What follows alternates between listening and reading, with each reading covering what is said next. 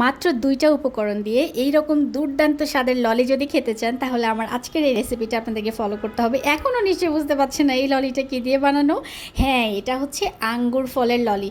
দোকানে, আইসক্রিমের দোকানে বেশিরভাগ সময় আপনারা দেখবেন লেমন ললি কিংবা অরেঞ্জ ললি পাওয়া যায়। আঙ্গুরের ললি কিংবা তরমুজের ললি এগুলো কিন্তু পাওয়া যায় না। এগুলো পাওয়ার জন্য বাসাতেই বানাতে হবে। তো আমি হচ্ছে এখানে 300 গ্রামের মতো আঙ্গুর ফল নিয়ে নিয়েছি। আপনারা যদি বাসায় বানান আপনাদের চাহিদা মতো বানিয়ে নিতে পারবেন। এরপরে হচ্ছে মাঝখান দিয়ে আমি একটু দেখছিলাম যে ভেতরে সিডগুলো আছে কিনা। যদি সিড থাকতো আমি ফেলে দিতাম, কারণ ওগুলো সহ ব্লেন্ড করলে আবার তিতা হয়ে যেতে পারে। তো ছোটো ছোটো পিসেস করে আমি কেটে নেওয়ার পর একটা ব্লেন্ডার জারের মধ্যে নিয়ে নিয়েছি। আর এখানে আমি 3 টেবিল চামচের মতো কনডেন্স মিল্ক নিয়ে নিছি।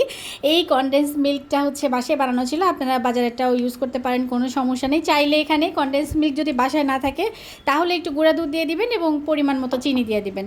ব্যাস, আমি একটুখানি সময় ব্লেন্ড করে নিলাম। তারপরে আমি কয়েক ফোঁটা এখানে গ্রিন ফুড কালার ব্যবহার করব দেখার সৌন্দর্যের জন্য, কারণ দেখতেই পাচ্ছেন এই জিনিসটা খুবই লোভনীয় হইলে বাচ্চারা তো অবশ্যই এটা খেতে চাবে। তো পরে আমি আরেকটা জিনিস দেখাচ্ছি কেন আমি কালারটা অ্যাড করলাম। তো ওইটাকে ভালো করে ব্লেন্ড করে নেওয়ার পর এই যে দেখেন আইসক্রিমে যে আমি ট্রেটা নিয়ে আসছি, এই ট্রেটা হচ্ছে অ্যালফাবেট ট্রে, ABCDEFGH লেখা আছে, বুঝতেই পাচ্ছেন। তো এর মধ্যে আমি হচ্ছে আইসক্রিমের ওই মিশ্রণটা দিয়ে দিলাম। তো দিয়ে দেওয়ার পরে এখন হচ্ছে আমি উপর দিয়ে ঢাকনাগুলো লাগিয়ে দিব। আর এই জিনিসটা সেট হওয়ার জন্য প্রায় 6 থেকে 7 ঘন্টা, নর্মালি আইসক্রিম যেরকম সেট হওয়ার জন্য সময় লাগে ওই রকম সময়টাই লাগবে। তো আমি সবগুলো ঢাকনা একে একে লাগিয়ে দিচ্ছিলাম।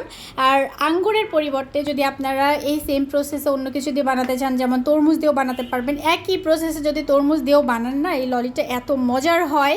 আসলে এটাকে ললি বলবো নাকি আত্মা মানে শান্তিকর আইসক্রিম বলবো আমি জানি না, একবার বানালেই বুঝবেন এটা যথেষ্ট টেস্টি হয়। তো আমি হচ্ছে এটাকে সারা রাত ফ্রিজে রেখেছিলাম। তারপর হচ্ছে সকালবেলা এখন দেখেন আমি ফ্রিজ থেকে এটাকে মানে মোল্ড আউট করে নিচ্ছি। আর কত সুন্দরভাবে কিন্তু এটা সেট হয়ে গেছে। আমি একদম রোদের মধ্যে জানালার পাশে ভিডিওটা করতেছিলাম, মানে আইসক্রিম বের করতে করতে অটোমেটিক্যালি এটা গলে যাওয়া স্টার্ট করছে দেখেন।